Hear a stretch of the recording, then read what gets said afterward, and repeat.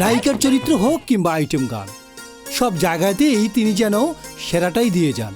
ব্যক্তিগত জীবনে নানা চড়াই উতরায়ে খুব অল্প বয়সী মা হয়েছেন তিনি। এরপর স্বামীর সঙ্গে বিচ্ছেদ, তবুও থেমে নেই তিনি। সিঙ্গেল মাদার হিসেবেই ছেলে ঝিনুককে বড় করেছেন, সব সময় ঝিনুকের পাশে থেকেছেন।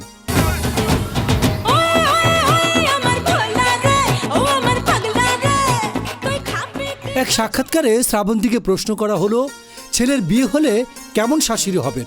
মিষ্টি হাসির উত্তরে বললেন, আমি ওরকম টিপিক্যাল শাশুড়ি হব? একদমই নয়, অনেক খোলা মনের মানুষ আমি। আমার ছেলে ঝিনুক কিন্তু একদম মামাস বয় নয়, আমারই ছেলে তো। এরপর অভিনেত্রী যোগ করলেন, তবে আমি শাশুড়ি তো হয়ে গেছি। আসলে আমাদের একান্নবর্তী পরিবার, আমাদের পরিবারের যে সবচেয়ে বড় দিদি, সেই দিদি তার ছেলেকে বিয়ে করিয়েছেন। অনিন্দ সুন্দর সে হাসিতেই শ্রাবন্তী বললেন, তাহলে আমি তো শাশুড়ি হয়েই গেলাম।